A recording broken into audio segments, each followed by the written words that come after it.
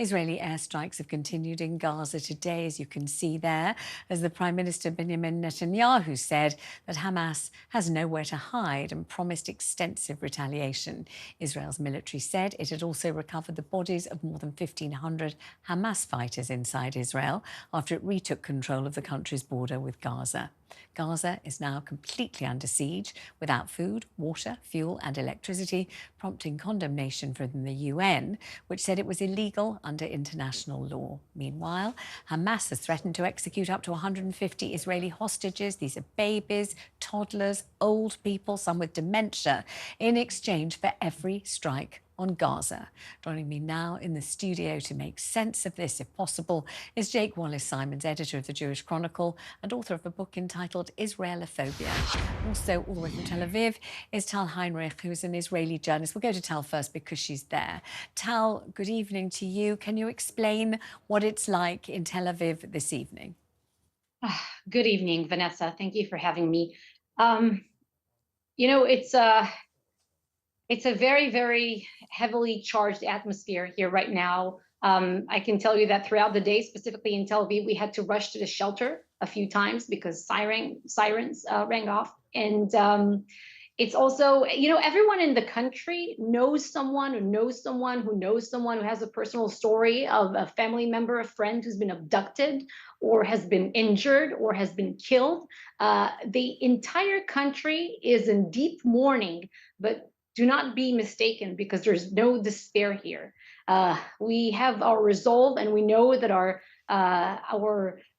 goal is very clear, and we will dismantle Hamas's capabilities, military capabilities. And by the end of this operation, it may take as long as it will take, as the Prime Minister said, we will make sure that they neither have military capabilities nor the motivation, the desire anymore to hurt us, attack us, as they did on that bloody Saturday.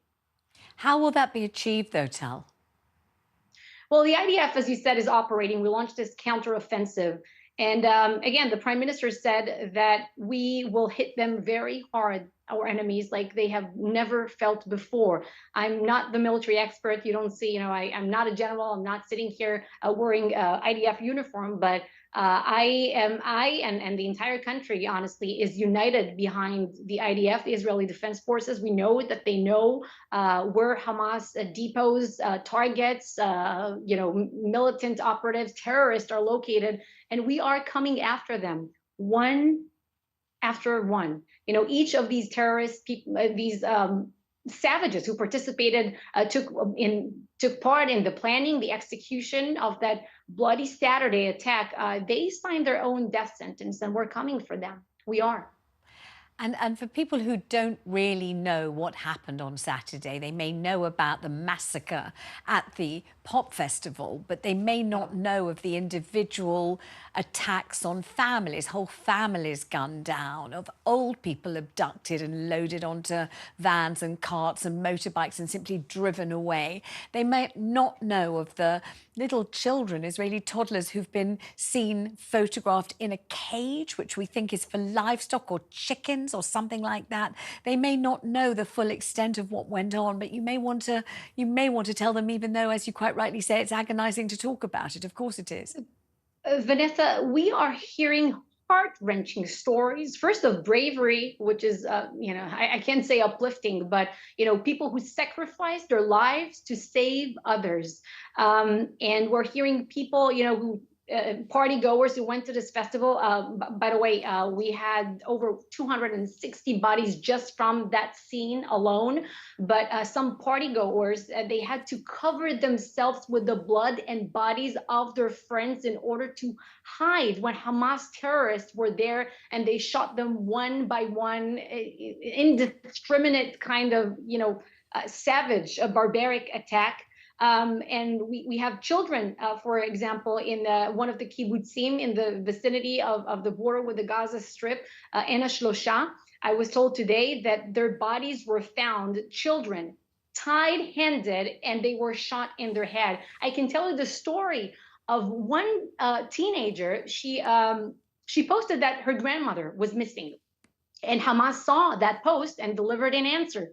How did they do it? They posted the video of the execution of her grandmother. That's how the family discovered. And more than that, some women, they murder them twice. Oh. Murder them twice. That's all I'm going to say about that. You understand exactly what I mean, let me just read you just one of many messages that I've received while I've been broadcasting this afternoon, and just get your response to that, if you wouldn't mind, Tal. I won't say who it's from. It's somebody I've never heard of. I don't know this person. It says, Vanessa, it really upsets me when you say people on the streets with Palestinian flags are celebrating what happened. This person means on the streets of London last night. That's a lie.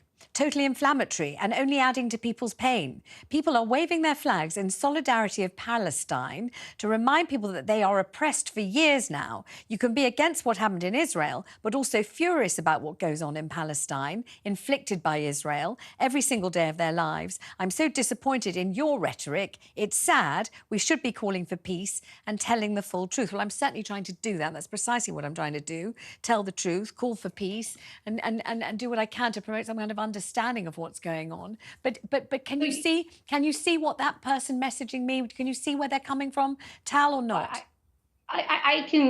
I know this kind of rhetoric. We all in Israel know this kind of rhetoric. And by the way, not specifically talking about the individual who wrote that post, and you're talking about obviously the streets of London, but I can tell you that in the streets of Gaza, the streets of the West Bank, and elsewhere around the Middle East, there are celebrations and waving of the Palestinian flag in that kind of respect. Now, to that person who posted this, Israel is not trying to hurt civilians. Any kind of civilian casualty in the Gaza Strip is not upon us. It's upon Hamas. This war, we didn't want it. We didn't start it. It was unprovoked. It was forced on us, and we are going to win it. Now, this is not the place for both sidism kind of rhetoric, this vicious cycle of violence rhetoric that we keep hearing again and again, because there's one side that is evil right here, and it's responsible for both Israeli and Palestinian casualties. And there's another side, which is a Jewish democratic state that just wants to exist. So don't use this kind of rhetoric right now. I don't think it's the place and time, because right after 9/11, you didn't say, both sides. And after a Pearl Harbor attack, for example, on the United States, was there both sides? No, it is very clear. And unfortunately, also, by the way, Hamas is not just a military, a terrorist wing in Gaza. It's also an ideology. Unfortunately, many Palestinians in Gaza, and not only in Gaza, support this ethos of Hamas, that Palestine should be free from the river to the sea. What does it mean? It means no Jewish state. They don't really want a state next to Israel. They want a state instead of Israel. They don't want the Jews to be there at all. It stands clear in their charter. So read their charter. And this kind of rhetoric, maybe one day, maybe in the future, we will be able to speak in these terms. This is so premature. We're not there. The region is not there. Unfortunately, I say it, many Palestinians are not there. It's not just Hamas. I hope we get there one day. I hope we can, speak this kind of rhetoric, and there will be time and place for it, but it's not where we're at.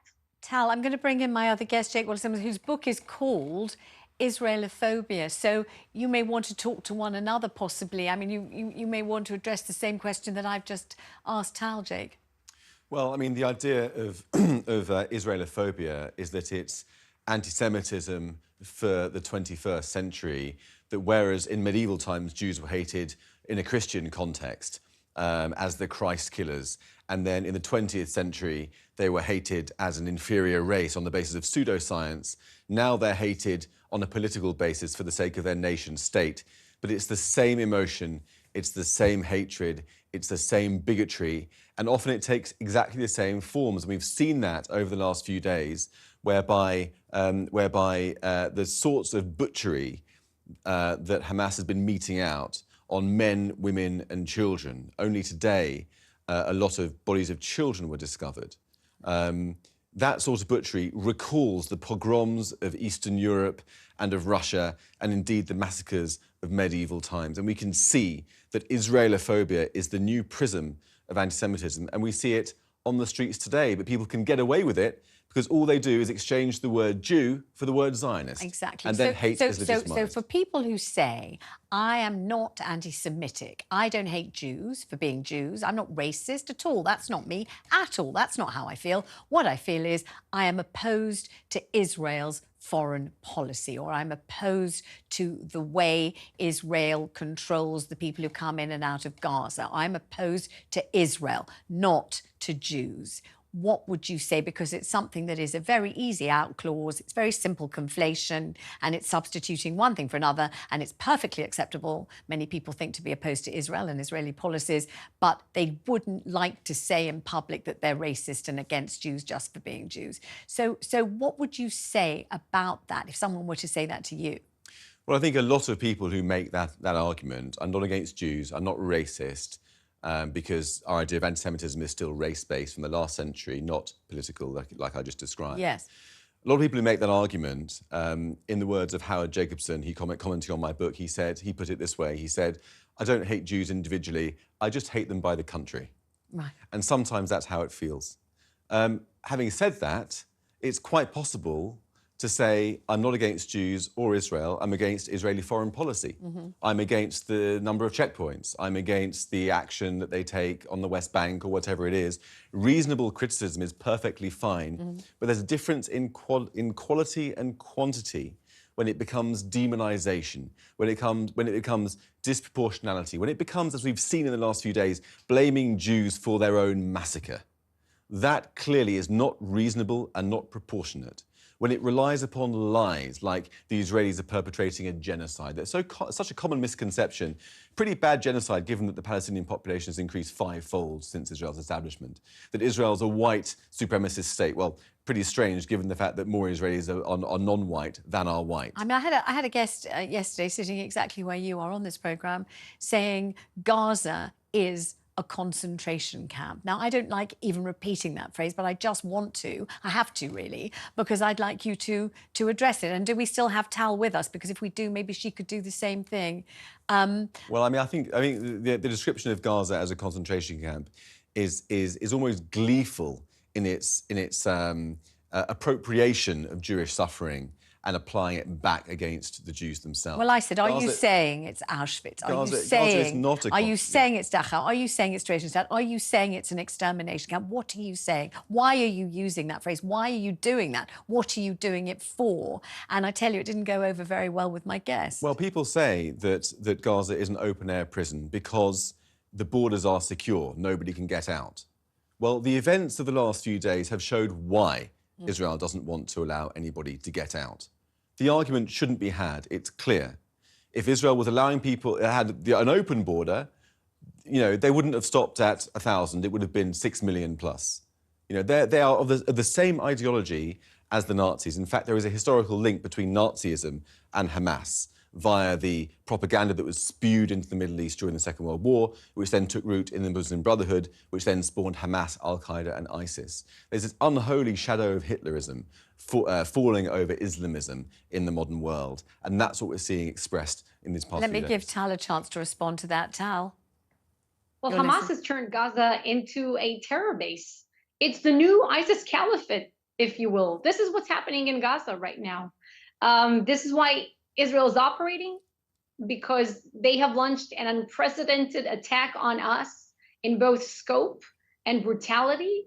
And just like with ISIS, we always try to avoid, obviously, civilian casualties. The IDF goes to, a further extent than other Western militaries across the world to guarantee whenever it's possible. Of course, we're trying to avoid civilian casualties, but again, just like with ISIS, this is pure evil, pure evil. It's savage. And let me ask you about Iran and the possibility, and I don't want to say it or think about it, but everyone is now thinking about it, of this war, which Benjamin Netanyahu is waging now, having been, as you say, subject to this unprovoked attack, but this war spiralling and escalating and being funded by outside and spreading more widely. I mean, this is obviously a terrifying prospect. I'll start with you, Jake. It's impossible not to contemplate this. Well, let's be clear. Iran is a key funder of Hamas. and it created and funds Hezbollah, which is an even more dangerous foe than Hamas on Israel's northern border. Hamas in the south, Hezbollah in the north. And the real fear is that this conflagration with Hamas will draw in Hezbollah, who will then take that opportunity to attack Israel on two fronts. And that is partly why the Israeli response needs to be strong and needs to be powerful to form a deterrent against the likes of Hezbollah. If the Israelis are not strong enough and are perceived to be weak, that will only invite further war. And with the Iranians, I mean, a similar thing applies. The Americans in particular have been showing a very, very soft attitude towards Iran, most recently releasing $6 billion into their coffers. And we know that Iran is not only a danger in the region. Also, in Britain over the last 18 months, the head of MI5 revealed recently that 15 kidnap and murder plots by Iran have been foiled on British shores. So we need to get tough. We need to ban them in Britain. And the United States need to stop paying them hostage ransoms and releasing money to them and to start to put pressure on them to stop this meddling and also stop their nuclear program. Jake, thank you. Tal, I'll give the last word to you, but if you could keep it brief, that would be good. Thank you very much. Sure, I'll just, I want to backtrack about what I said about ISIS and Hamas before, because this is ISIS on steroids. Not only they're decapitating people, murdering people, executing, raping people, they have a state behind them, unlike ISIS, and that's Iran. Over 93% of Hamas's budgets comes from Iran. We are examining certain indications that Iran was involved in that Bloody Saturday attack. And the message that the U.S. On behalf of President Biden conveyed to Hezbollah, and of course also this message has been reached into Iran: do not try us, not on other fronts.